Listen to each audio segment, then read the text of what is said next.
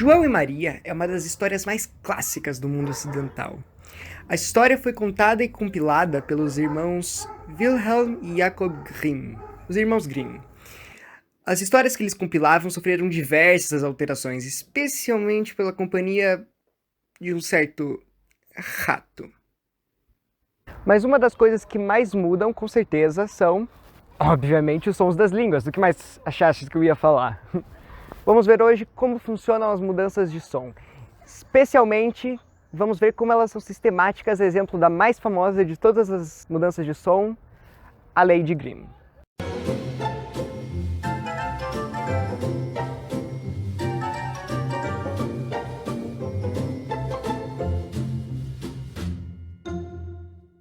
Quem descobriu a Lei de Grimm foi o Jakob Grimm, o próprio, o cara das histórias mesmo. Ele, comparando o latim e o grego antigo, as línguas germânicas, descobriu como elas eram relacionadas entre elas. Então a Lei de Grimm é a lei que operou no proto-indo-europeu e criou o ramo germânico. Essa, como todas as mudanças de som, ela é sistemática.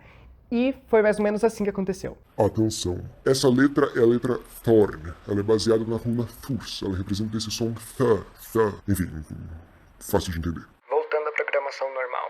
Prosseguindo com a Lady Grimm. Bom, primeiro passo, todas as plosivas surdas viraram fricativas surdas. Então, pa, ta, ka, qua viraram fa, tha, ra, hua. Então, o que no português é p, nas línguas germânicas, como em inglês, é fa. O que é t é th. E por aí vai. Exemplos disso são dessa raiz que vem o pai e father, em inglês. Outros exemplos são pay food, peixe e fish. Também nós temos three e tres. Também tênue, thin. Coração e heart, na mesma raiz também. Como cabeça e head, 100%. E hundred, cão e hound. E dessa raiz nós temos o islandês yor, em inglês antigo eor, da mesma raiz de égua. Inclusive, temos o latim quod e what, que antigamente se falava what. Por isso que em português nós temos uma sequência de QU, frases com QU, e em inglês nós temos com WH. Depois, as explosivas sonoras aspiradas viraram fricativas sonoras. Então, b, d, g e g viraram v, d, r e g. Então nós temos essa raiz que vira brother, em português frade, através de outro processo. Essa raiz que vira em inglês mead, hidromel. E essa outra que vira goose, e virou no latim, no português, ansar, por outro processo também. Depois, as plosivas sonoras viraram plosivas surdas. Então, b, d, g, gu viraram p, t, k, qua. Dessa raiz nós tivemos apple.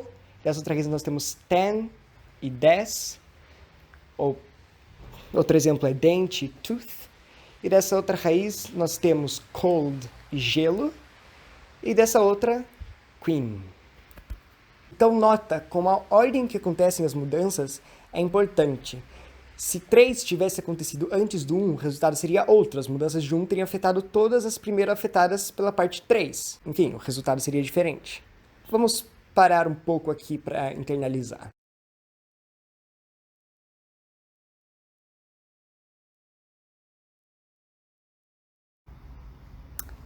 Uma série do que pareciam exceções à Lei de Grimm foi descoberta também.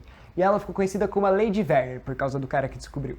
Então, na Lei de Werner, p, t, k, qua e s viram v, v, r, rua e z. Isso acontecia se a acentuação do proto-indo-europeu não estivesse na vogal seguinte.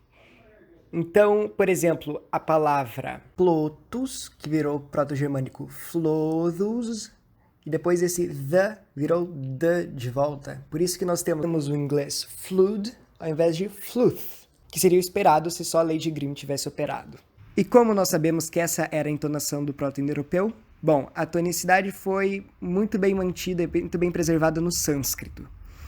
E uma mudança de som posterior a essa foi a mudança de tonicidade no proto-germânico, que fez com que todas as palavras tivessem o acento na primeira sílaba. E daí operaram as outras mudanças que transformaram nas línguas germânicas, enfim.